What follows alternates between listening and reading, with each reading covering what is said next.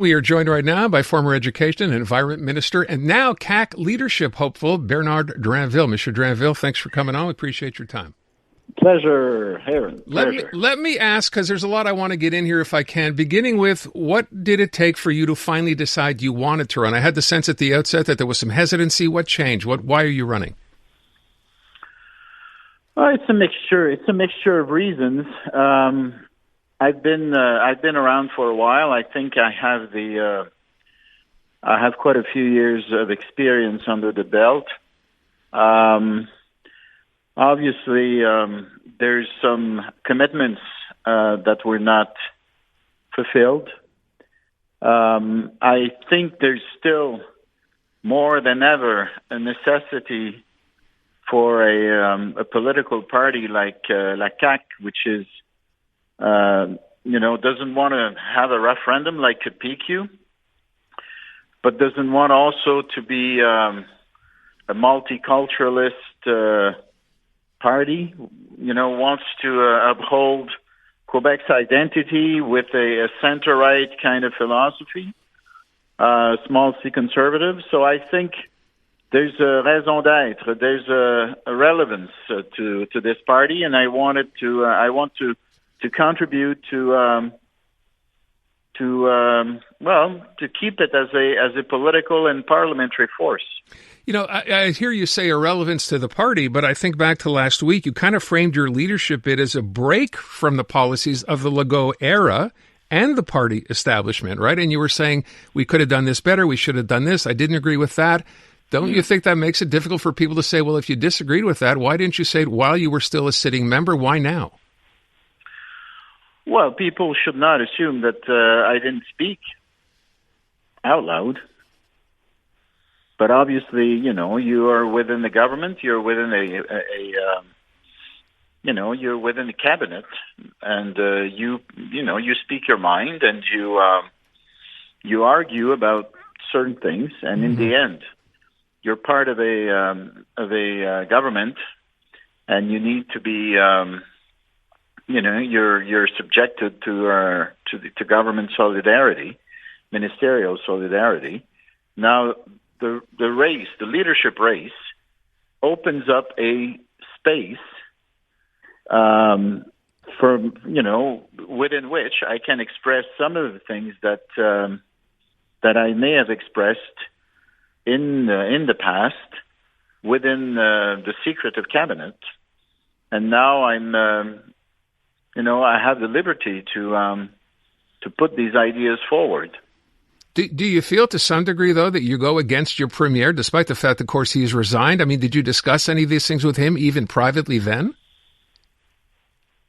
Well, as you know, Aaron, I'm not at liberty to tell you what discussions I had within cabinet. But you did have discussions. Well, you can assume that some of the things that I'm putting forward, which are considered to be some kind of a break from government policy, may have been the subject of some discussions. Yes. Okay. I want to play something back, so I want to ask you on this as well. You'd said fairly early on, you talked about the Anglophone community. You said this. The English-speaking community is part of Quebec. They are Quebecers. They are part of Quebec. I will always have a dialogue with our English-speaking community.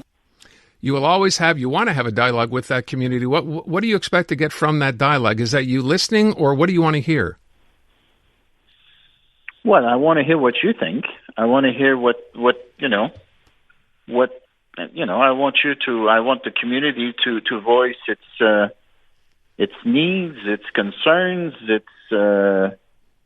its interests, everything. Does that mean like any other? I want an English-speaking Quebecer to speak his or her mind the same way any other Quebecer would. There's no difference. So, English-speaking people here might say, well, we've been doing that. It doesn't seem to have made much of a difference as far as the CAQ is concerned. You look at policies that they put in place, English universities, et cetera.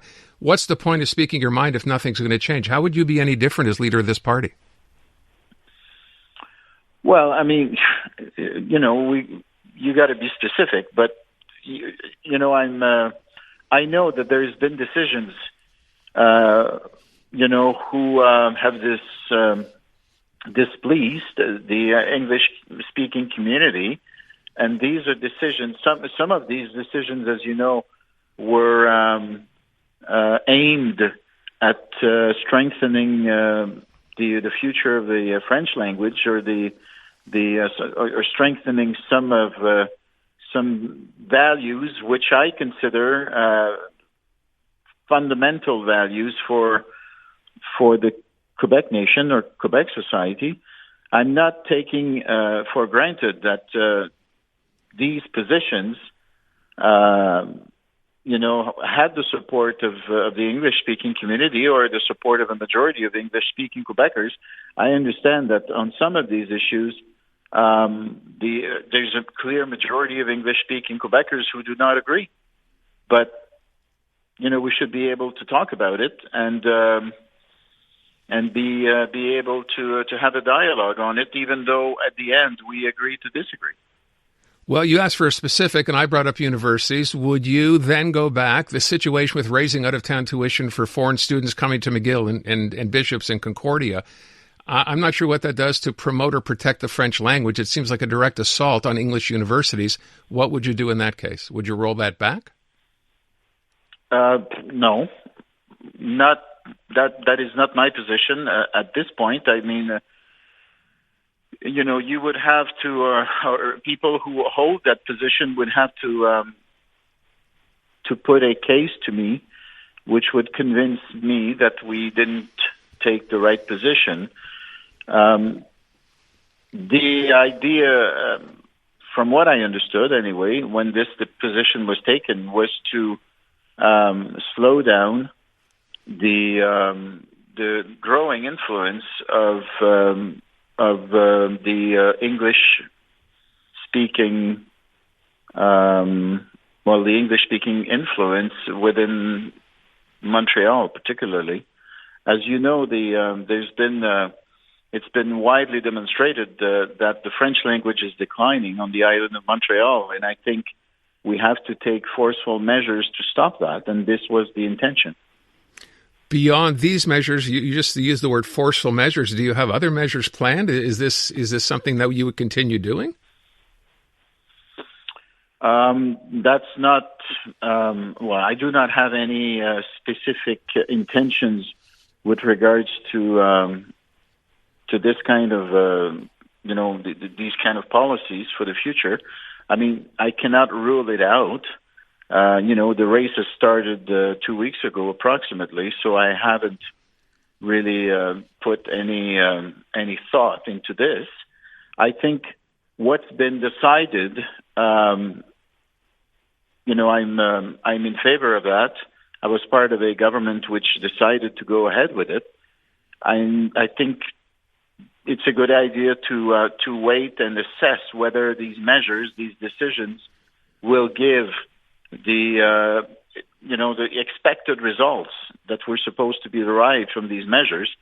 If it is proven, Aaron, that these measures did not produce the results that were intended when we put it into place, then we should have a discussion as to whether or not they should be modified. But right now, I think again, from my understanding, I think it is too early to tell whether these measures have produced the intended results. So I don't want to run out of time. I would like to ask you, based on what you've said right now, do I take it then that you agree with the Premier and with Jean-François Roberge, both of whom have said publicly that they hear too much English in downtown Montreal? Well, I mean, what is statistically proven, and this is not subjective.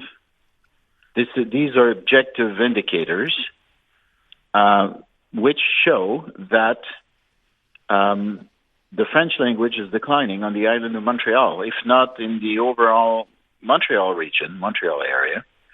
And this is a big concern to me. And I know that has led us to take decisions which some of your listeners, maybe even a majority of your listeners, do not agree with.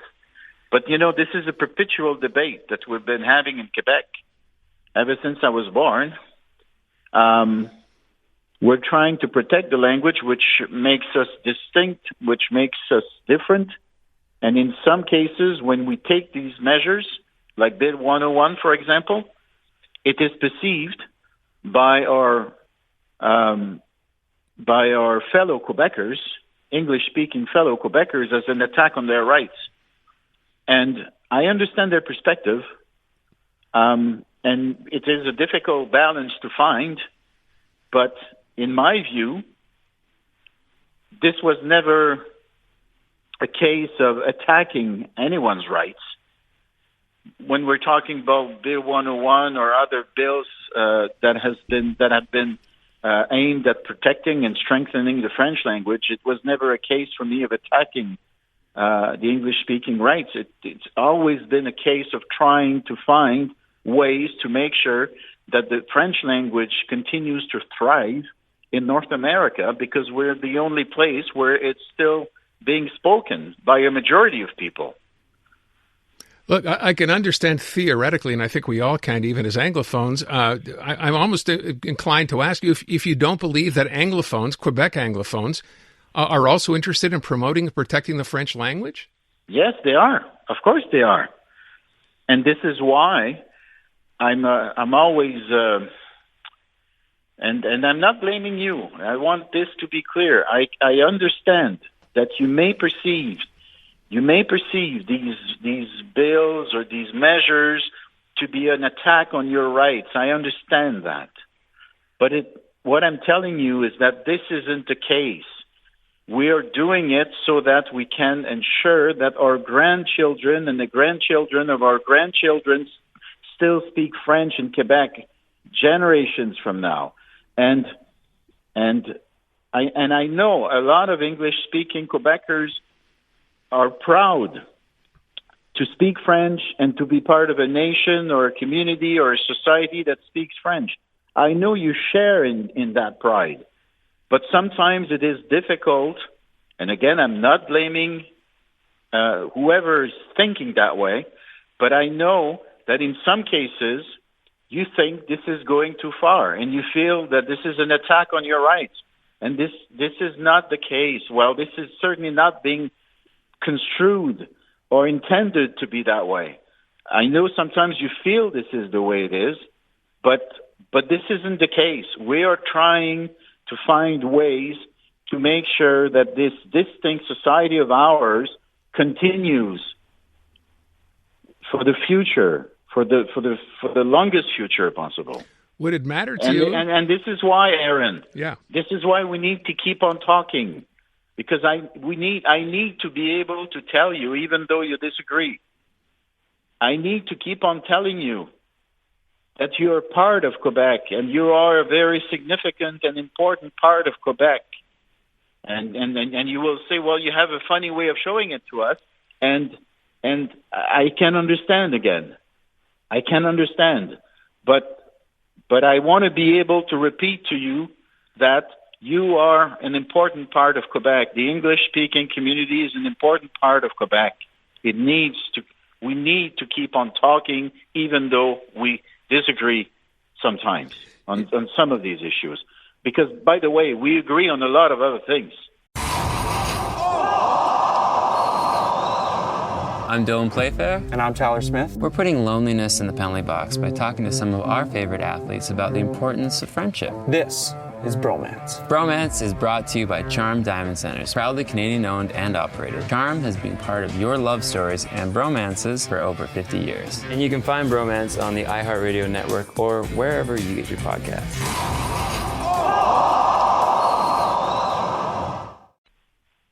Well, I would simply say, that old expression, talk is cheap. You can tell Anglos, you can tell the community that this isn't designed to hurt them or otherwise diminish their rights.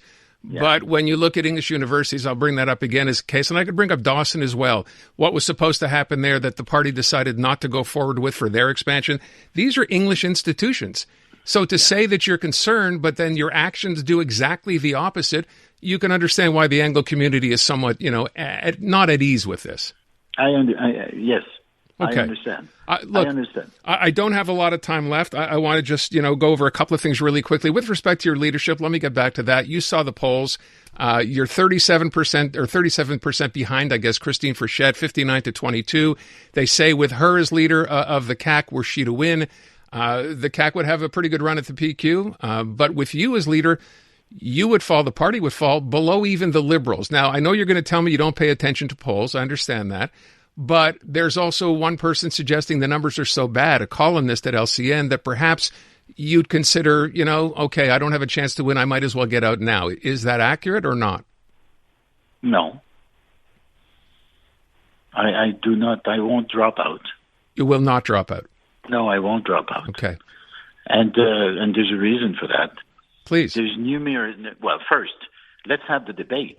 We've just begun the race. We've just begun the leadership race. Can we at least have the debate and not let the polls decide what the race's outcome is going to be? The polls should not be deciding what the debate outcome will be. Okay. The race should decide who wins, not the polls. Fair enough. And let us present our vision and our ideas, and in the end, people will vote. Yeah, there's been numerous cases where whoever was leading in the poll didn't finish first.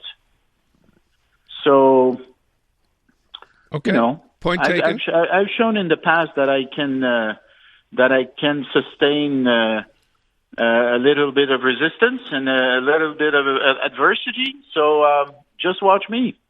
Fair enough. I will ask you one last question, which is this. If we can project a little farther ahead, debate's over, there's a leader decided, and it's not you. What's next for Bernard Drainville? Do you come back and sit again? Do you run for office? What do you do? That's the intention, yes. You will come back? You will run as a CAQ member? That's the intention, yes. Okay, you keep saying that's the intention as opposed to what? Okay, just plain yes. Okay. I want to run because I think this party we need it. We need this party. We don't want to have only a nationalist separatist option in Quebec, a pro-referendum nationalist option. I think we need to have a nationalist non-referendum option.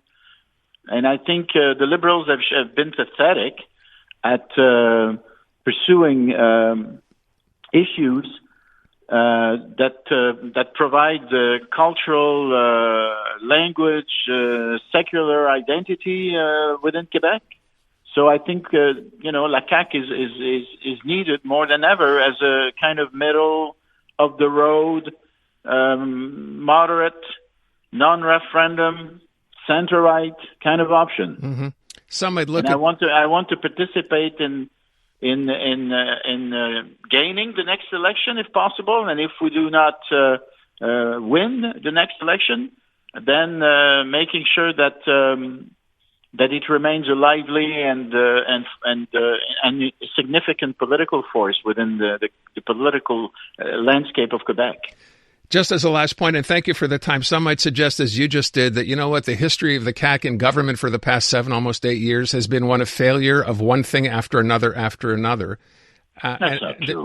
There are those suggesting it. I'm not me. Not me. Okay. Yeah. I'm just saying, by the way, pointed out some failures of your own within this government, right? You're right. So why would someone want to vote CAQ? Well, because we did some pretty good things. And we made some mistakes, and we can learn from these mistakes and make sure that they're not that we do not repeat them again. And we need to provide, obviously, solutions and other ways of doing things that that will not only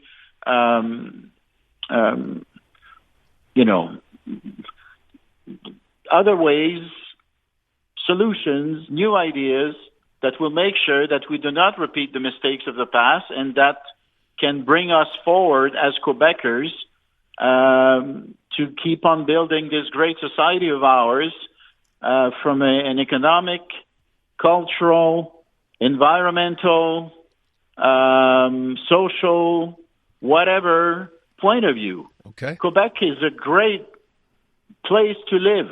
Great place to live.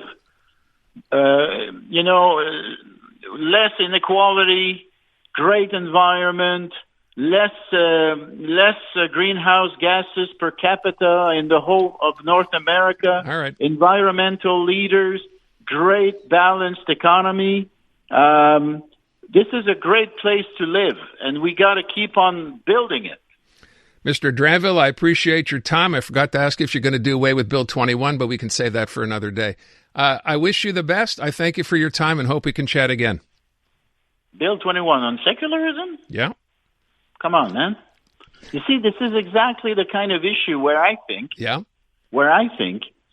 we should be able to be much closer with the English-speaking community. This is exactly this is non-language. This is secularism. And I think on this kind of issue, on the whole idea that the state and religions with an S should be clearly separated, I do not understand why it is such how do you say? Why is there such a distance?